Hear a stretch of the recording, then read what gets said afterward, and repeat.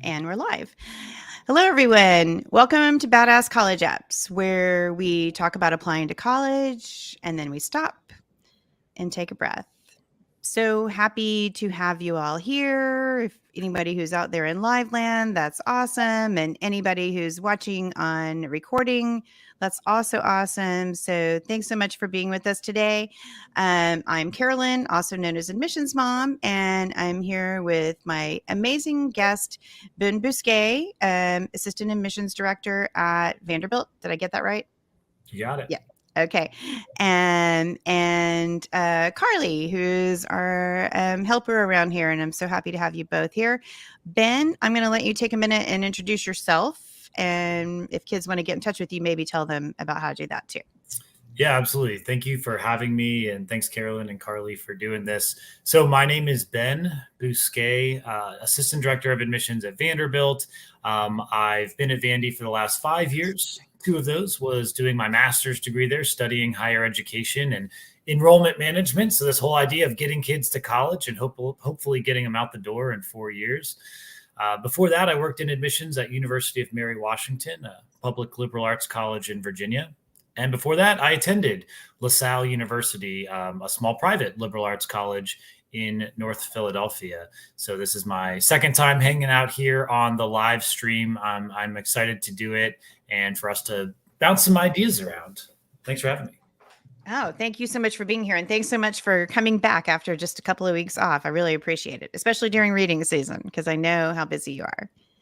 Yes, I've crawled out from under my rock of reading thousands of applications. We're almost there. We're excited. We're going to release regular decision here towards the end of the month. So I'm excited about that. That's exciting. We're getting there. Yeah. And if people want to try to reach you, is there a good way to do that? Or should they just not reach you? No, they can reach me. I think the best way is just my Vanderbilt email address. So if you're looking on the screen, it's my first name dot last name. So that's Ben.Bousquet, Bousquet at vanderbilt.edu. Great. Good. And Carly, tell us a little bit about you and what you do. And thank you for putting that up there. I'm Carly. I'm one of the moderators of r/applying to college. I help take down bad posts and I interact there. I also own the Discord server. So if you want to catch me there, I'm usually around there just talking and hanging out there. So I'm also in Portland and I'm majoring in communications. So if you have any questions about that, you can always ask me about that. And yeah. Oh, awesome. And I'm Carolyn, also known as Admissions Mom. I'm also a moderator of our Applying to College on Reddit. Great community for you to come hang out with and talk to other people. Well, there's 700,000 of us now talking about college admissions. They're mostly applicants and those who love them. Yeah, we love being there. Carly does more than just get rid of the bad posts too. Yeah, we're a great community, and Discord also where Carly runs that is also an awesome way to kind of stay in touch with your friends who are applying to college from all over the world. So you can find me there as Admissions Mom. You can find me on Instagram as Admissions Mom. I'm not so much on Twitter anymore because it was causing me a lot of stress, but maybe I'll be back there one day. So happy to have you all here today to talk about your courses. Courses that you might want to be signing up for next year. Those of you who are freshmen, sophomores, and juniors, like what kind of courses you might want to take, what kind of courses are the best courses for you to take. And we're just going to be like really digging into it and talking about your course selection, course rigor, and what that means for you as you're planning your next year or a few years. So we're just going to jump right in. Ben, any overall global advice about courses that you can think of before we kind of get into the nitty gritty? Yeah. Well, I'm excited for the nitty gritty, but I think ultimately it's going to come down to those, we're going to have some suggestions. You're going to have some suggestions. I'm going to have some suggestions that will, for the most part, apply to most students. But I think it'll come down to those 2 famous words in college admissions land. It depends. It's going to depend on the student. We can make suggestions, but unless I'm sitting down with the student one-on-one or you are with some of your clients that you work with one-on-one, the advice that we'll give we're trying to talk to the majority of students and maybe to students who are applying to a certain type of school. But definitely do this in consultation with other people. We're going to offer you some perspectives, and you got to decide what's right for you, because ultimately there's one student who owns this process, and it's you, and that's it. That is amazing advice. As always, no matter what our advice is, you have to keep in mind that like this is your admissions journey, this is your experience, and you have to be true to yourself. And we will be talking about that as we go through. So I've put together some slides to kind of give myself some reminders and pointers of things to talk about today. And I'm just going to pull those up and add them to it. And let's talk about course selection. So this is kind of the first and most important point in my mind was take interesting classes, make good grades, but you still have to find this balance. You still have to be able to take care of yourself mentally, emotionally, and physically. You have to have time to do that. So if you're taking all extremely hard classes and you don't have time to do the rest of this important work, I really feel like it's time to like reassess what you're doing. And Ben, as an admissions officer, when you're reading applications, do y'all keep that in mind? What's going on with the students aside from their classes? Like if you ever look at a list and go like, oh my God, how are they handling this? I look at lists of classes and say that every day, because I look at students who are taking a ridiculous load of AP and honors and IB classes. And I should preface everything by saying, in my current role at Vanderbilt, it's not normal, right? Vanderbilt last year admitted 7% of its applicants. That's not normal. 99.9% of schools are nowhere near the selectivity of a school like Vanderbilt. And so that is a different perspective. But yeah, I think, for example, like one underutilized area of the application is that additional information section where students can, it's a blank canvas. They can tell us whatever they want. And so sometimes a student will say, hey, based on things going on in my life, this is why I selected these courses. Or based on the limitations imposed by my school, this is why I selected these courses. Or hey, yeah, I signed up for this yoga class because guess what? It's really important to me and my school offered it, and I'm doing calculus and physics. And so maybe I need to take some time for myself. So that is definitely helpful context. Yeah, for sure. Nathaniel, welcome. So happy to have you back. So, okay, I want to talk a lot about the GPA because a lot of kids get really focused on their GPA and what that is and the weighting of classes and all of this. And I know some colleges don't really even look at GPA. They look at like your classes that you take and the grades you make in those. And I'm just going to read this quote from Dean Jay from UVA, and then we're going to talk about it a little bit. And I'm going to stop and say hello to Moon. Hello, Moon. The answer most admissions officers will give about GPA is it depends. GPAs are pretty meaningless because they aren't standardized. The schools that recalculate them will use them in conjunction with a review of the specific coursework on the transcript. The schools that don't recalculate them, like mine, look at individual courses and grades on the transcript. The GPA just doesn't give me the detail about courses, grades, and trends I need to make a decision. Okay, Ben, in your experience, because I know you've been in a couple of colleges, how important is the GPA for you all in the private colleges? And we're going to talk about state and public colleges in a second afterwards. Yeah, well, totally. Well, first off, I would never disagree with anything Dean Jay. And I'm a fan of Dean Jay. She doesn't know who I am, but I think I'm a huge fan. So yeah, I mean, I think from my perspective, so I work at a school now that does recalculate GPA. My prior institution, which was public, did not recalculate GPA. A little bit more like kind of what UVA does, at least in this couple sentences here. So I tell students all the time, GPA doesn't give me really a very helpful data point, right? Students are on a 4.0 scale and then they have a 6.3 out of 4. And I literally don't know what that means until I dig into the school profile. What I want to know when I'm looking at academic achievement is what high school did you go to? Based on that, what kind of curriculum is available to you? Based on that, what did you choose to take?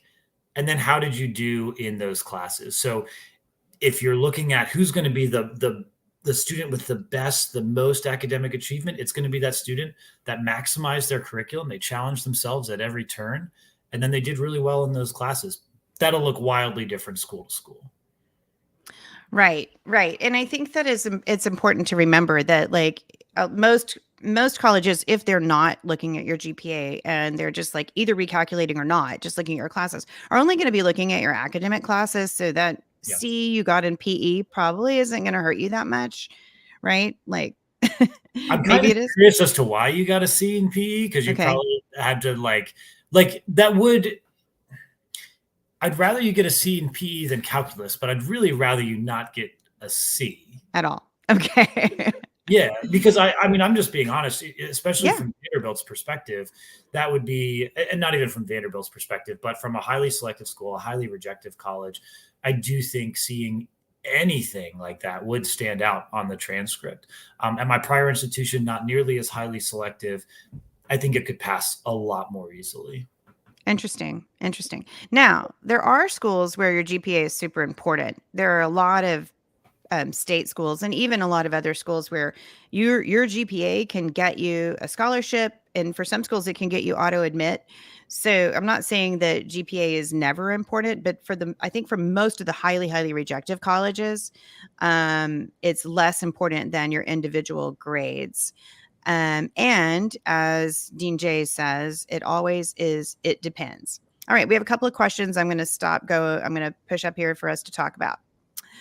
Nathaniel asks maybe he's just making a comment. We'll see. If colleges looked at raw GPA, would be in big trouble. LOL. Good thing they take course load and school difficulty into account as well. So that's cool.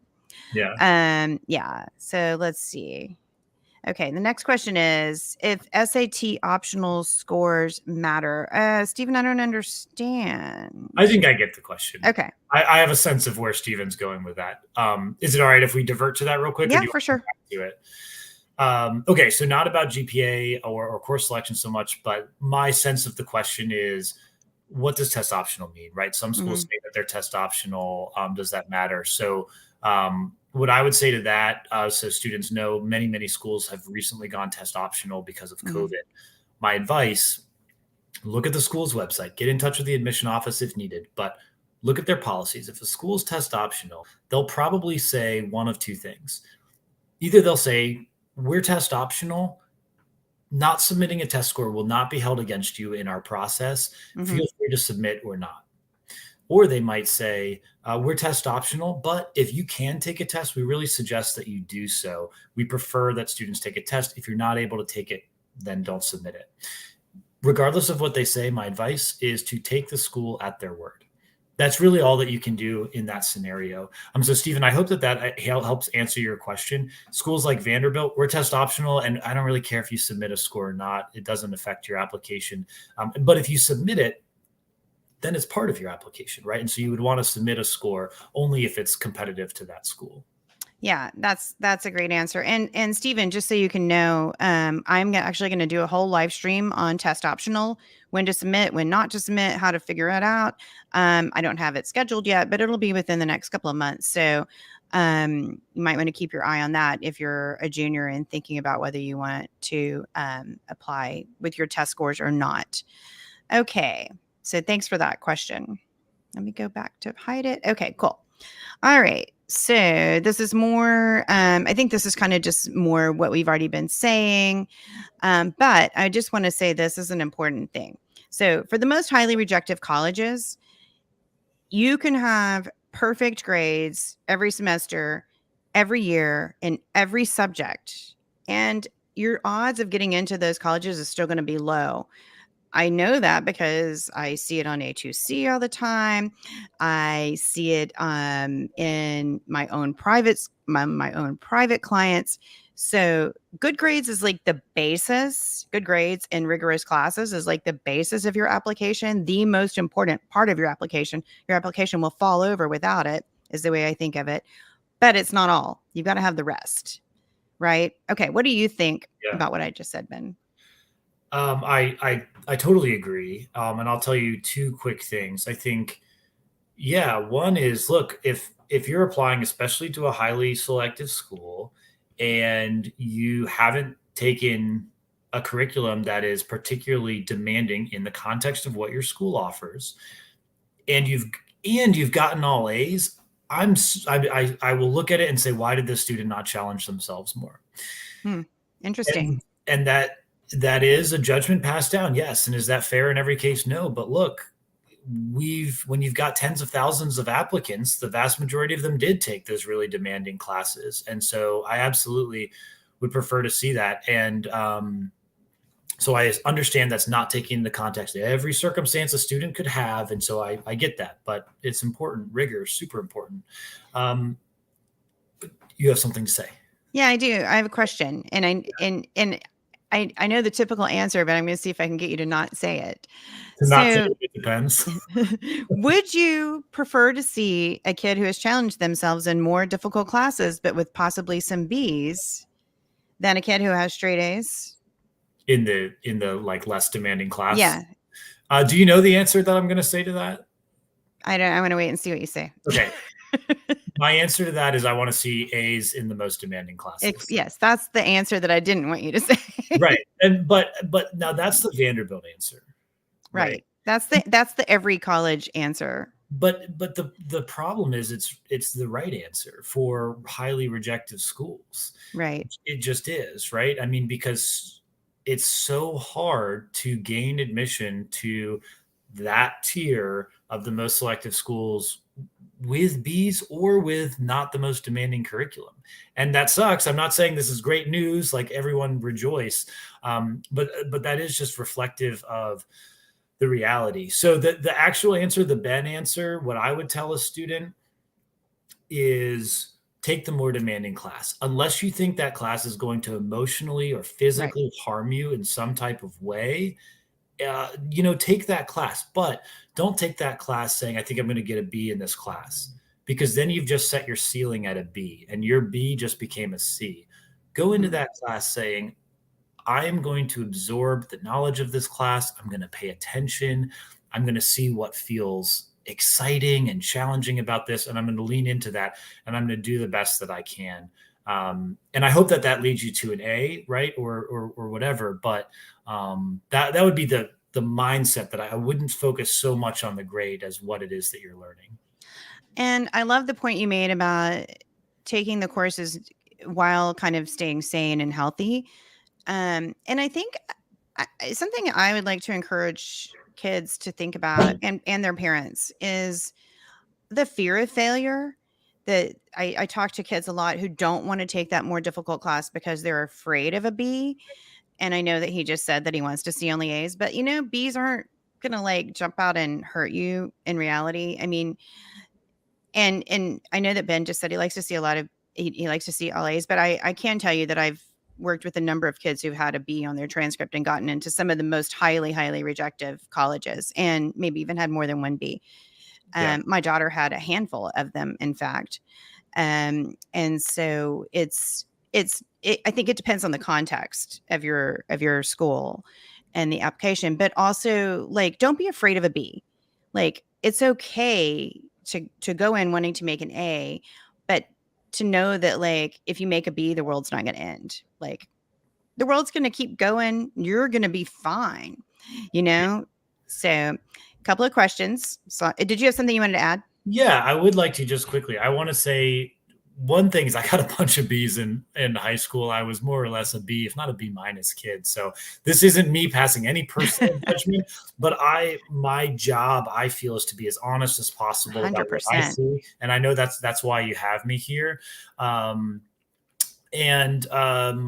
also, me as Ben Bousquet, as a person who cares deeply about education and it's my life's work, I would prefer that a kid gets a B in high school than have all A's in high school. I think that's me too.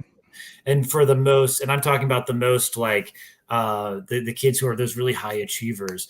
I literally met a girl at Vanderbilt on like last week, and we were talking, and she's like, I got this B in this class. And I said, that's great.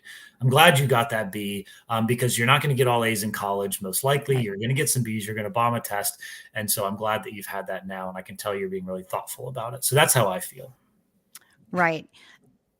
while we're talking about grades in this little bit, and I'm going to come to the questions for a minute, but um, if somebody gets a B in a class, would that be something that they would need to explain to you? Like I would frequently tell a kid if they got a C or a D, and there's usually a fairly good reason for a C or a D, that I would have them submit an update or a short explanation just saying, hey, like heads up, this is happening. This happened in my life, in my family, whatever. And, but I'm working on it, improving my grades. For a B, I generally tell them not to do that. But would you rather see something like that for a B? No, I think that your advice is on point, and I think it's important to, acknowledge when things are totally out of your control. And I also think that it's important to acknowledge that, communicate when necessary. And I think that your advice is good if it's a particularly lower grade. And when things are out of your control, always look for those aspects that are in your control. And it doesn't mean you have to take responsibility for things that are out of your control, but look for the aspects in your life at any time and say, what is in my control? What can I do? What did I do? And what can I do in the future? I think that that's an important mindset and sort of locus of control, and looking for those internal pieces. Okay, cool. So let's see. We've got some questions, and I'm going to put them up here. So Nathaniel says, and thank you, Stephen. I wish you had found it too, but share with your friends who are juniors and sophomores. He said that he wished he had found the channel before he applied. Okay, so Nathaniel says, my question is, how much does have an extremely strong course rigor or attending a very grade deflated top school due to offset a mediocre GPA, were it to be at a normal high school, namely in a T20 context? So I think he's saying, like, for a kid who goes to like a really tough high school, do you consider that when you're thinking about their GPA or their grades in their courses? Yeah, we're at and you're talking about like top 20 schools. So like highly ranked schools, kind of US news wise, all of those schools and the highly selective schools are going to be really context aware. And that has to do with the student as well as the high school. I literally, before we got on this call, had a counselor sending me their school profile and saying, does this make sense? So I'm trying to advise my students. So this is something that we're thinking about, Nathaniel. I think I called you Nathan last time too. I apologize. This is something we're thinking about day in and day out. I wouldn't think about it though so much as offsetting versus not, and just because that's not how I don't know, that's not how we think about it. Mm-hmm. But I get the question. Again, at the most highly selective schools, often it's like, well, we'd love to see both, right? We want to see the hard classes and the A's, but I think that it starts with rigor. And so I think it starts there. You've got to start with challenging yourself and then see where you wind up. And ultimately, you're looking for a school that's a great fit for you. And part of being a great fit for you is that school is fired up and excited about having you as a student on their campus, rather than the great fit for you being that some guy at US News ranked it in the top 20, right? And I know you know that, but important to keep in mind. 100%. And he follows up with this. So something like a 3.78-ish, so maybe a B or 2 or a few. But with courses like MVC, I'm assuming that's multivariable calculus, modern physics, 20 APs. That's a pretty rigorous course load. So. Yeah, Nathaniel, gosh, I'm so sorry. I would tell your friend that sounds great. I mean, that's great. Those are great grades. That's basically an A- average, more or less. I think that sounds great. And taking those classes and getting those grades, you're going to learn so much more and be so much more confident moving forward than taking the easier route. Okay, great. And let's see. Last question here. How selective is Vanderbilt for fall 2022? Do y'all have any idea yet? Well, we're about to find out, Stephen. So your application is in. So last year we received 47,000 applications. Our overall admit rate was about 7.1%. And so this year we've received about 46,000 applications. So essentially the same number. So very super, super silly, highly selective. That's the reality of it. Is we're saying yes to really amazing kids. And we're saying no, unfortunately, to equally amazing kids who are awesome, who we simply don't have room for because we bring in 1,600 students a year. And that's the case with every similarly highly selective school. Right. Which brings me to this point. Even if you had perfect 100 A pluses in every subject, every semester, every year, and your most highly in rigorous courses, your odds still aren't great with these most highly rejective colleges that a lot of you seem to be focused on. So just something to keep in mind.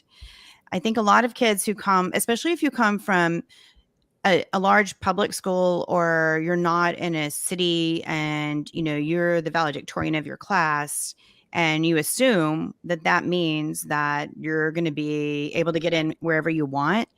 I think a lot of kids kind of get a shock when that happens, that it's like, no, that's not exactly how it works. Unfortunately, now having said that, there are hundreds of incredible colleges that are going to want to snap you up for being valedictorian of your class and all the amazing effort that you've put in. Yeah. Okay, so let's see. Stephen has a question that we're going to come back to in a little bit because it's kind of one of our slides. So let's see. How do I get rid of this one? Sorry about this, guys. Let's see. Okay, I'm going to get Carly to help me. Carly, can you take that one off? That how selective is Vandy? Okay. Oh, it is my next my thing. Okay, so let's see. Upward progression. And that does lead me right to this question. If I got a B in pre-cal, but then an A in calculus, will the admissions team understand? And I love what what Nathaniel says. That shows an upward trend, especially in the progression of the subject, which is good. Nathaniel, you've got a career ahead of you in college admissions, I have a feeling. We're hiring. Yeah. So what do you think about that? B in pre-cal, but then an A in calculus. Yeah, I'd much rather see an uptrend than a downtrend, right? Absolutely. Yeah, I do think that that's certainly a good thing and much better than the opposite. Right. And what I say here is, like, if you need to explain something, like if you have a reason that your grades were lower in 9th and 10th grade, a lot of times, things happen in life, and if you have a real legitimate reason that you need to explain it, do that. It's not trying to make them feel sorry for you. It's not trying to make them it's not trying to use your bad circumstances to get in. It's explaining they can't understand your circumstances if you don't tell them. So I'm a big proponent of the additional information. Now, I want to hear what Ben has to say about that, because I definitely push kids using it when they can tell their story. Yeah, I mean, you heard me say it earlier. I think that is generally an underutilized, probably part of the application. It's a blank canvas. Tell me whatever you want. My recommendation on top of everything that you said, which I wholeheartedly agree with, is keep it sweet, keep it short, right? Mm-hmm. Let me know. I don't need paragraphs to explain your B in pre-cal and then your A in cal, but let me know, hey, here was a circumstance that led to this. And even better if you can follow it up with, and as you can see, my grades are improving, or this or that has changed since then, right? Anybody can explain the thing that happened before, but it's even stronger if you can follow it up with some real evidence of improvement. Right. And those of you who read what I write about writing the essays or writing about additional information, if you have read it, or you'll know that I talk a lot about being, writing from the phoenix, not the fire. So, or not from the ashes, like 10% ashes, like this is the situation. And then 90% phoenix of like, this is what I learned from this situation. And this is what I'm doing with this situation. And this is why I'm going to be a better college student because of that situation. And you can use that story to tell that part of yourself, the growth that you got from it.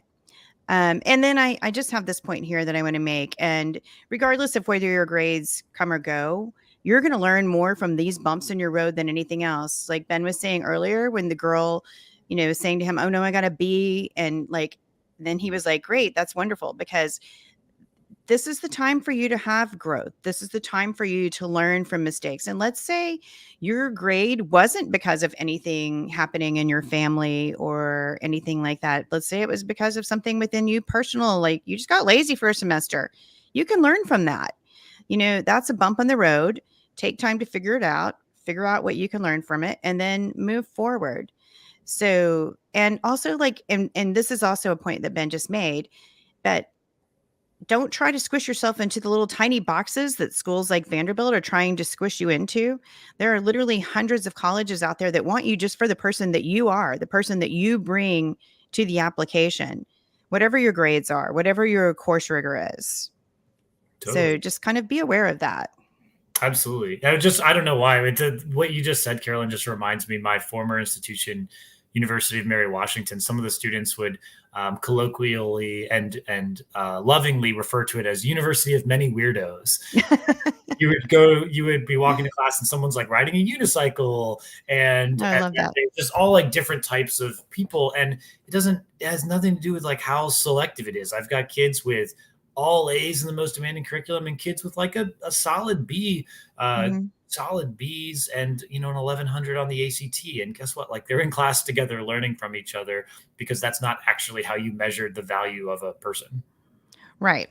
100%. I love that. And I want to go be in a school where people are on unicycles. It was like a weird thing. I saw it all the time. It was very cool. So basically you need to take a core academic course curriculum. And then I want to talk to you about this, Ben. So, because I've heard other colleges tell me this and other admissions officers, but I'm not sure how pervasive isn't the word I'm thinking of. Universal it is. So IB courses considered more rigorous than AP classes, considered more rigorous than DE, dual enrollment. Is that something that y'all think of, or do you kind of consider them all the same? I don't necessarily look at it that way. And part of the reason, and I'm speaking for myself here, part of the reason I don't think of that is I just don't think it's fair to the student. And I think it's kind of a deficit mindset to a student who okay, I didn't even know what IB was until I was working in admissions. And I went to a school and they started telling me about their curriculum because I went to a high school that had APs. And so, and truthfully, in my experience, only at 2 institutions, we generally look at APs and IBs as pretty similar. Okay. Dual enrolleds, I don't necessarily think of as less than. However, what I will say about dual enrolleds is they're not standardized.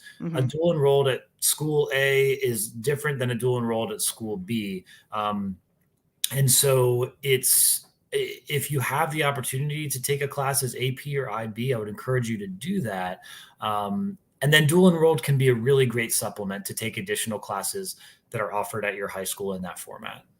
So Steven says this: I'm actually a product of dual enrollment. School didn't offer the AP classes. We were super low funded. Boom. There you go. Yeah. So are you going to be looking for AP courses from him then? Absolutely not. Right. Yeah. And so that's exactly what I'm saying, Stephen. And I'm glad that you said that. Yeah. That student that they're like, well, this is what I have. And so I took the dual enrolled classes that I could take. Great. Then that's fantastic. And that was the most demanding curriculum for you. And so that's why I would hesitate. And I just flat out wouldn't say like, no, IB's better or something like that. Cause it's like, well, better is just relative. Like I want you to bloom where you're planted. And so if you find yourself at a school with dual enrolled, then great, like crush those dual enrolled classes. And maybe students think about supplementing that with free classes online or classes at a local community college or something like that if they have the time and resources to do so. Yeah, I want to talk to you about that, supplementing classes with community college classes. How do y'all look at that? As far as the kids, because sometimes kids can't get all the classes they need at their high school, especially if they've gone like above the levels. For sure. I think that's great. And I think that generally that definitely falls in line of what our former director always said, which I repeated now, is bloom where you're planted and look for those opportunities. We talked last time about leveling up. Well, here's like a way that you can sort of level up your curriculum. You've maybe gotten to the max level at your high school, but can you look at that local college? Can you take a class online? Heck, can you go to edx.org and take something that you're interested in? And it's not going to be for credit probably, but you tell us in your application that, hey, I took these 3 science classes or psychology classes online because I'm interested in learning. And that's what I wanted to do. Right. 100%. And then Nathaniel was talking about how his classes are really basically DE because they're at or above AP level. And I think colleges will certainly recognize that if you're taking classes that go beyond what's offered at your school. Totally. Another point I want to kind of bring up in here is that it kind of also depends on your potential major, where you want to put your focus of APs. Like I don't recommend taking all AP classes every year. I think that's going to really stress you out. But you certainly, or IB or dual enrollment, some kids can handle it just fine. If you can handle it just fine, then great, you do you. But a lot of kids, that's just too much work to be able to handle that and be healthy emotionally, physically, mentally. But if you're going to be a humanities major, I think that's where you should put your focus for your AP courses, honors courses, whatever they are. STEM major, same. That's kind of the advice I usually give. Ben. Yeah. I think that makes I would agree with that. I think that makes sense. Obviously, look, if you're in a full IB curriculum, you're kind of taking it all, and you're taking a full slew of IBs, and that's a little different. But yeah, for most students who are like, look, I'm going to challenge myself, but I'm not taking 15 AP classes, then take the ones that make the most sense to take, that are exciting for you, that are challenging, but that are in your wheelhouse, in your area of interest. Okay. So then this is where I start talking about the 4x5. And and this is some advice I give to the kids on Reddit, to the kids on Instagram, and to my private students. I like to see my students have 4 years of 5 courses. Now, I do, no matter what, whether you stay with this 4x5 or not, or whether you anything else, you do need to have 5 academic courses on your transcript. I see a lot of kids for senior year who like to try to drop down a little bit, and they start wanting to squeak in like with the 3 academic courses, or okay, maybe 4, but like I really am going to push you to take 5 if you come ask me about it. And here's the 5 I like to see, and then I'm going to get Ben's opinion. So English, I think that's not an issue because pretty much every high school is going to force you to take 4 years of English. If you can take a DE or IB or AP that last year, if possible, that's great. If it's offered, a history or other social sciences, math, I want to come back and talk about a little bit about calculus. And so I want to spend some more time on that, but you do need 4 years of math. Even if you're not going to get calculus, and we're going to talk a little bit about that. Science. Most colleges that I've talked to and seen want to see at least a year of biology, chemistry, and physics, and then whatever combo of AP honors that works for you is, and then that 4th year of whatever science is interesting to you. Now, I have had kids who didn't do a 4th year of science, but they were humanities majors, and they could be successful. And then foreign language. Okay, this is the one that I get so much pushback on.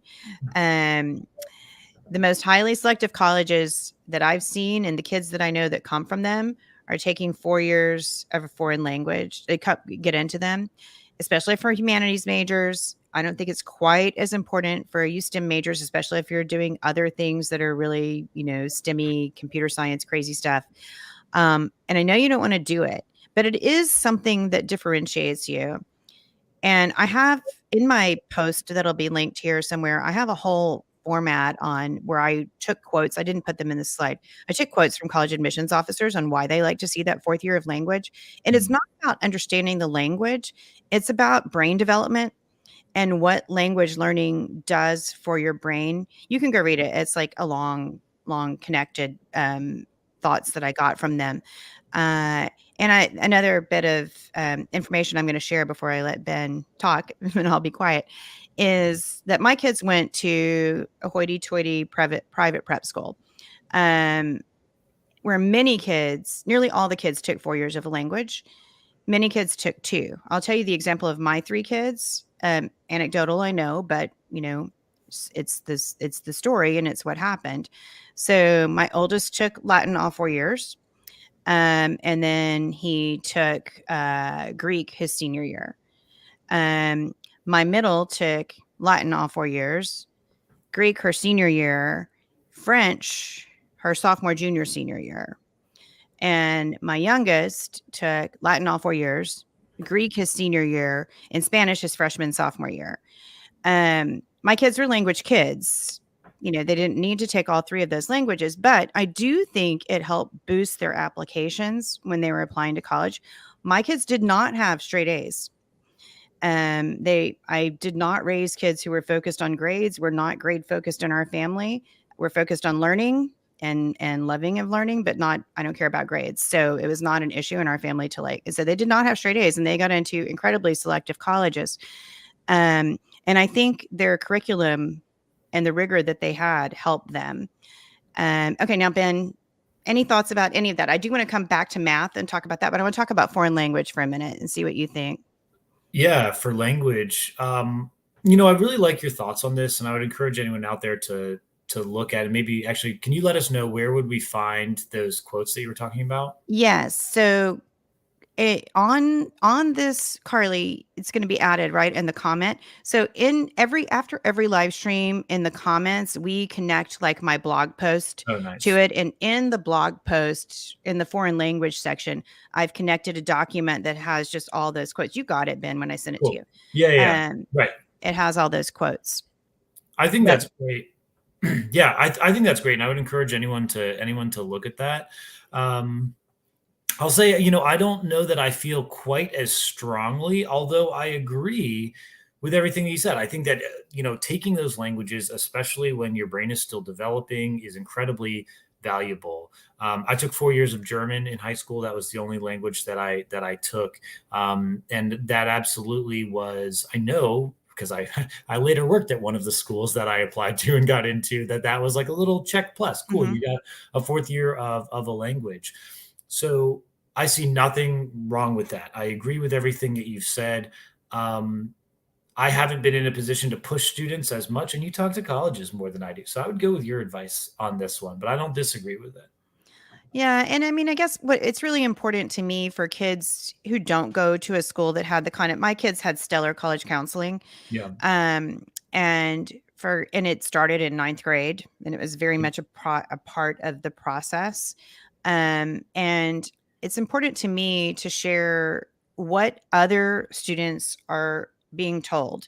The students who go to those colleges, who go to those high schools, how they're being guided. I want to share that with everybody, because when I first got onto HUC, I realized that like what I thought was standard information, because that's what my kids had been told, was not. Right. And so I just want to, like, I'm just putting it out there, as always, you do you, you think about you, but like, I just want to put it out there. And I'm going to bring up what Nathaniel says. It's a great idea. It's a great skill. It is such a useful skill. And also, it helps you think. It helps you learn to think. It helps you like use your brain in a different way. You kind of have to, like, if you think about your like brain manipulating, it's different than memorizing. Like you study for a test. It's like really manipulating different parts of your brain. I talk a lot more about that in that linked file, so y'all can go find that. And All it's right, really, it's really, sorry, it's really practical too. Like just yeah, quickly, 100. like I remember looking at a job, at an admissions job back in the day. There were two admissions counselors positions posted for the same school, literally exact same job description, except for one said Spanish language required. You must speak Spanish. That job paid at that time $4,000 more than the other job with the exact same job description. I learned Spanish so I could get one of those jobs. When I first started teaching, Yeah. I had taken French my whole life. And when I first started teaching, you could get paid a lot more to be a Spanish dual language speaker. And so I was like, all right. So I Yep. just like buckled It's down and started learning literally Spanish. I valuable. mean, I'm from Texas, so it wasn't that hard because we speak a lot of Spanish around here. I'd heard it my whole life. But still, it was like, yeah, that skill helped. All right. I want to talk about math a little bit, because I glossed over that. My advice always has been over the last few years, to try to take calculus by the end if you can. And I would even often encourage kids to go to summer school in case if they didn't take algebra 1 in 8th grade, to kind of catch up so they could get to calculus in high school, or to take high calculus as at community college while they were taking pre-cal. Now I'm seeing there's a big push where like maybe people at colleges are beginning to understand that like calculus isn't so essential.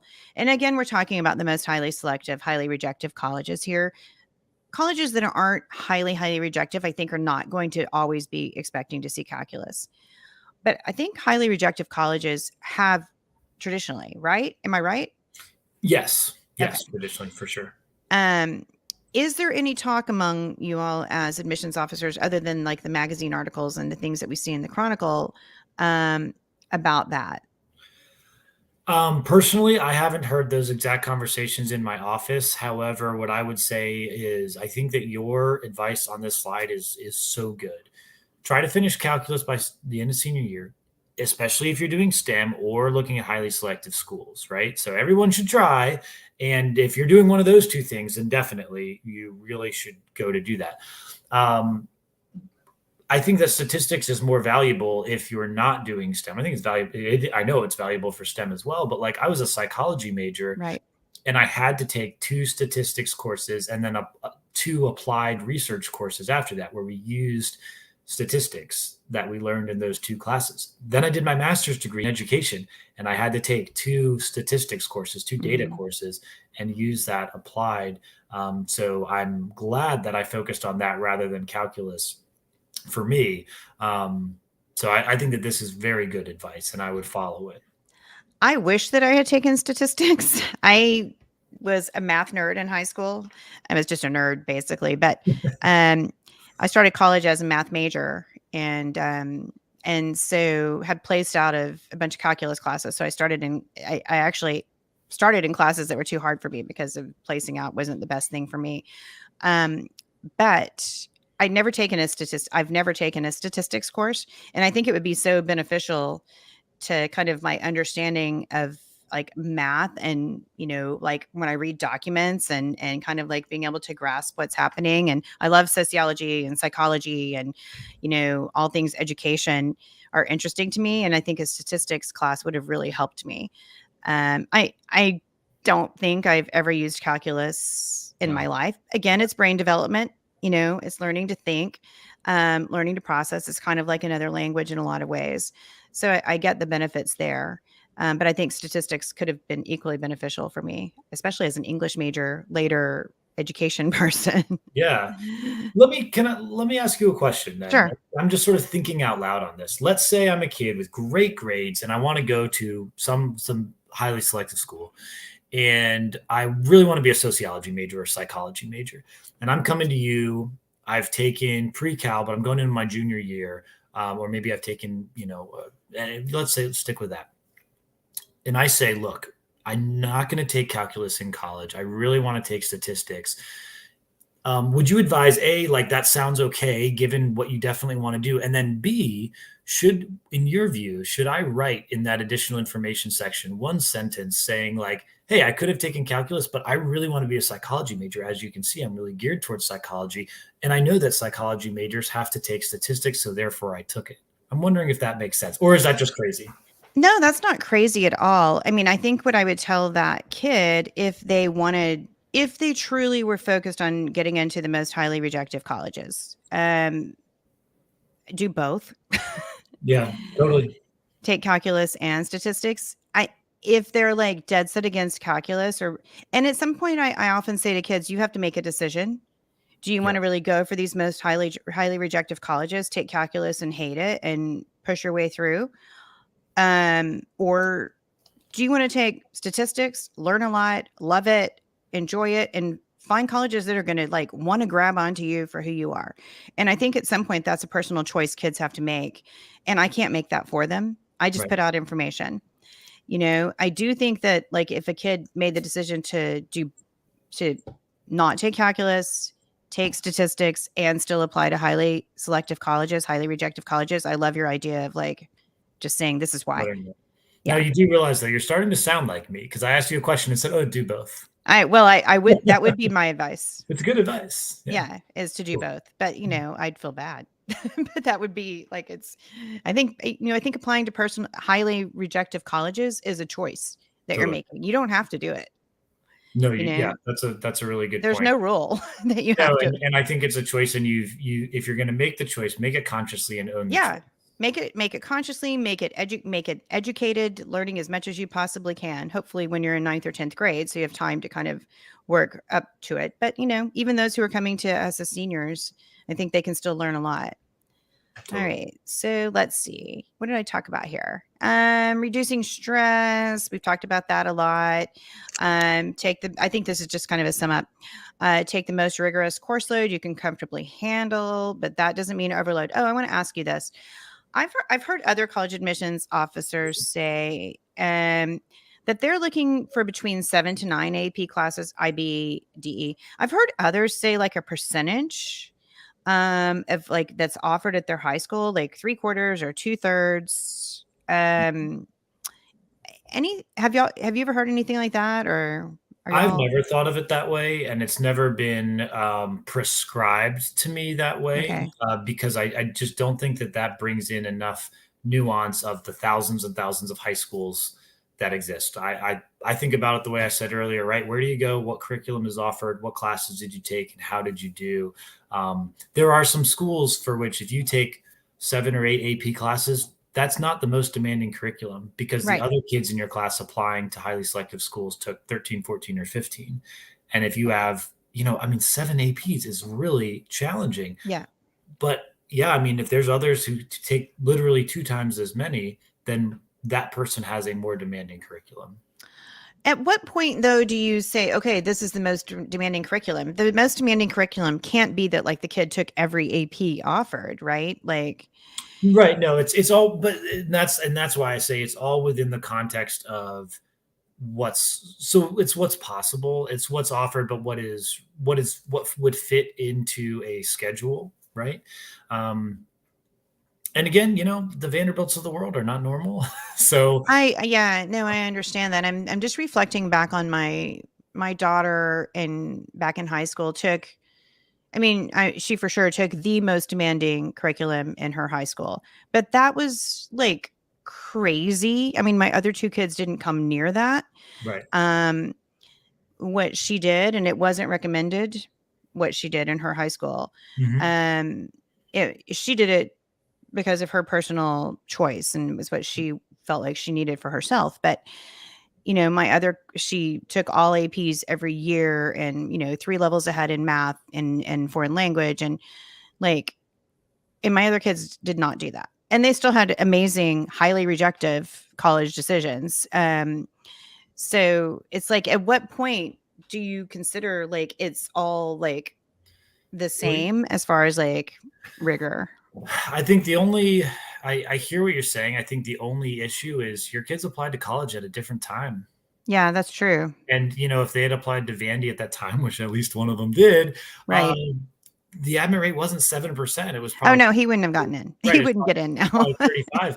And that's what I'm saying. Like Yeah. I trust me, I don't feel good saying this, but if I have 20 kids that applied from a high school, because we look at students in the context of their school, which means looking at students together in their school. Mhm. And if I have a few students at the top who took 13, 14, and 15 APs, and then I have other students who took 7, 8, or 9, I'm not saying 9 is bad or 7 is Mhm. bad or anything like that. But the students who took more and did really well, they are going to stand out. And it's the reality of 47,000 applications. Yeah. And it also doesn't mean that those kids with a 7 to 9 can't get in, right? They could have spent that time that they maybe weren't like losing it over these classes that they're taking to do really amazing things and have this awesome project that they show us that they've done, and they've done well in Mhm. those classes, and they still get into Vanderbilt. So I'm not saying it's only those top kids that get in, but I do see the realities every day of like, man, at some of those schools, like I can't deny that one curriculum is more demanding than another. Yeah, no, I think you're right, and it's hard for the kids to think about. And I guess you brought up a quick point that I just want to get to before we finish up here is do you then look back into the context of they took these courses but they were doing these extracurriculars, whereas this kid who took 15 APs, like really that's all he was doing. He was a great student. Yeah. And that's cool. Nothing wrong with that, obviously, but they didn't have like nearly the level of demand on their time as the extracurricularly wise. Is that something you balance, or do you just kind of like look at it all separately? Yeah, no, it's totally something that we balance. And I think like even without talking about numbers of APs, because that can throw kids off because some are Mhm. like, well, I can only take 4 at my school. So Right. this 15 nonsense. But yeah, I mean, I could definitely, I do all the time see circumstances in which, student A has the literal most demanding curriculum absolutely possible at that school, but the rest of their application is fine. They're involved, but it's not a standout at a highly Mhm. rejective school. And then I see the student who took, most of those really amazing classes, but maybe they're the humanities kid. And so they took sociology instead of, AP Calc BC or Physics C or something crazy like that. But they've done something really amazing and they've told us about that. then that student has the potential to really stand out in a more kind of holistic way. Great. Okay, a couple of questions, and then we're gonna let's see. It's a long question. It's got multi-points, so we're gonna put them all up here. Okay. How do you consider students at the same school who try to go for the most demanding curriculum there, but say one placed into multivariable in sophomore year and one placed into algebra 2? Okay, so wait, hold on. Let's see.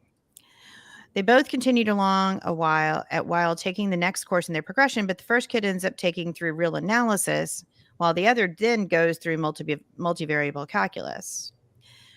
Would you consider these students equally, as they both took the most demanding courses as determined by the courses they'd already taken? Yeah, it's a good question. I think as far as math goes, which is one facet of the curriculum you can take, which is one facet of your entire application, then Nathaniel, I mean, I think if we're being honest with ourselves, like, no, it's not equal, right? Because they didn't take the same classes. And I understand what you're saying. It's where they placed in. But within their high school, it's possible for them to take other classes. And I know that they might have been stopped from doing that based on a placement exam or something like that. So no, I wouldn't lie to you and say that that's exactly equal. But again, it doesn't mean that a kid who takes algebra 2 sophomore year can't get into the school of their dreams if they so choose to pursue that. And most kids do have. I mean, I would say, wouldn't you say that most kids kind of are taking algebra 2 sophomore year and then calculus their senior year that are coming to you as a highly rejective college? Yeah, for the most part. I mean, most students are not taking, like, I see it, the kid that takes multivariable calculus sophomore year, but they're the outlier in their school and in our pool. It's not typical for sure. Yeah. So if you're looking at finishing up with calculus, especially if it's AP Calc, you're in good shape. You don't need to be freaking out that, like, especially oh my God.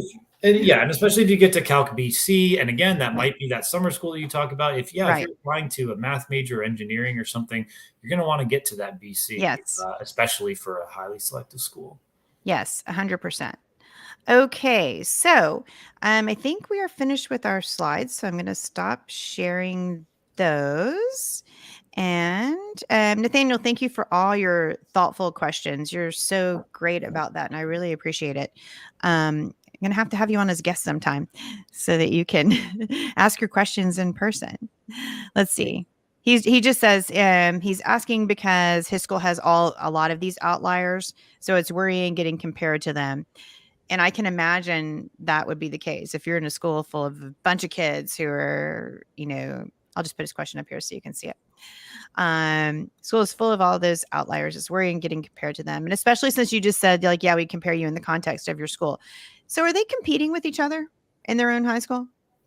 So in some senses, yes, but probably not the way that students really think about it. So for example, the granular level, Nathaniel, that you just got to, I really don't get into that typically, where I'm like, well, what did they take sophomore year? Okay, where did this student place in? I don't put a student's transcript next to another student's transcript and compare them.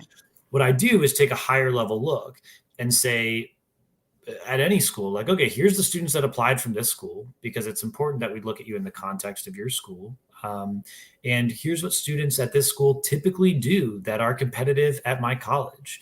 And okay, so how did these students fare in terms of their curriculum, and what our students from that school typically do? Okay, now let's move beyond that.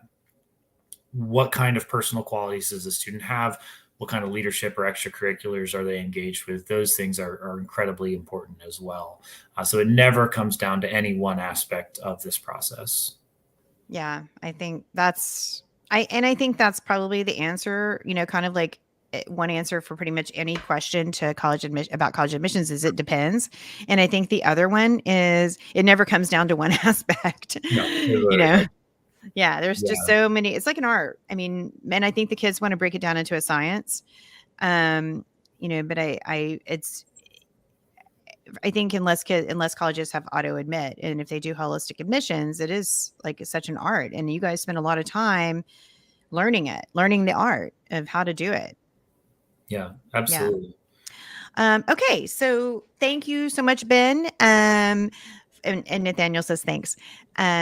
So for being here with us, as always, we're gonna like finish up with about a minute of meditation and mindfulness, because a part of what I'm doing here and why I like talking about college admissions and talking about applying to college, I also feel like it's extremely important for us to stop and recognize the importance of your mental health and the importance of taking care of that, no matter how perfect your grades are and how perfect, how hard your course rigor is. I want you to stop and take a few minutes and think about your mental health. And to me, mindfulness and meditation is a great way to just stop for a minute and get a breath. And I know Ben is right there with me about that. And so, Ben, can you just take a minute and talk about your experience with mindfulness and meditation, and kind of how you came to be a follower and a practicer? Yeah, for sure. I tell students all the time, learning these practices is like learning how to change a tire. Like you'd rather learn how to change a tire in your driveway with someone who knows how to do it on a sunny Sunday afternoon when you don't actually have a flat tire than stranded on the side of the road with a dead cell phone on the Yeah. highway at night lost, right?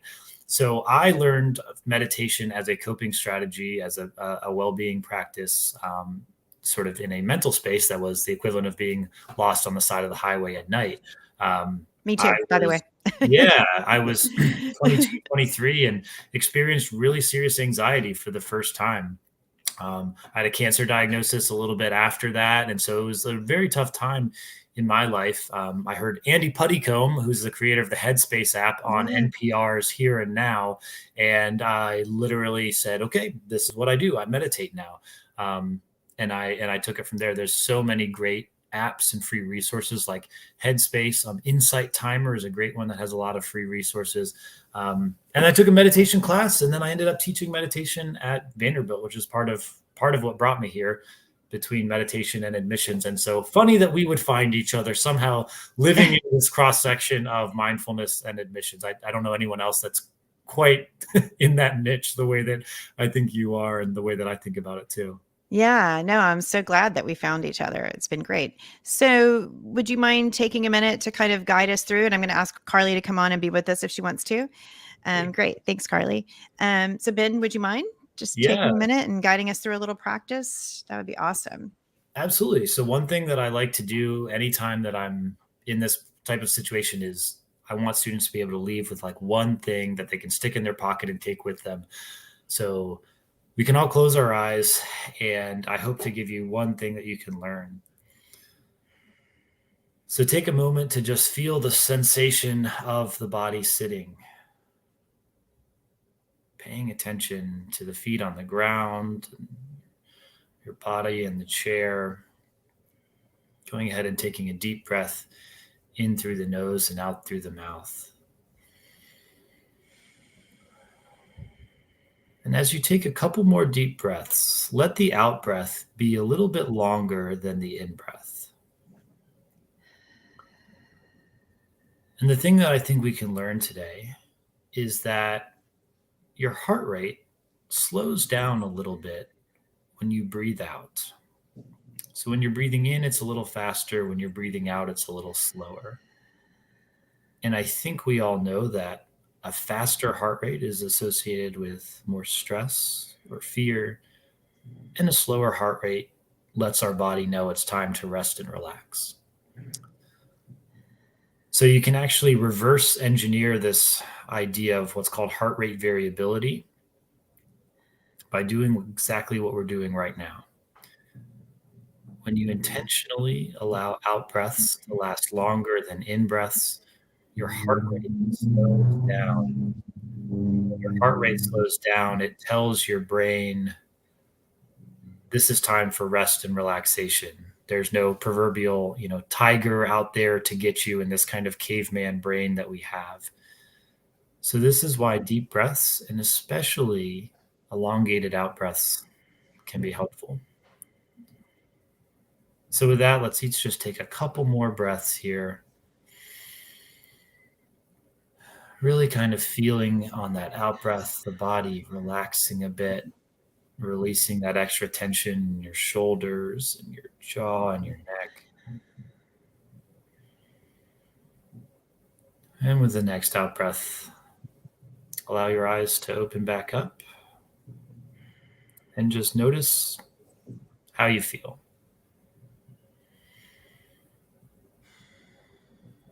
Good. I did not know that your heart rate slows down when you're exhaling.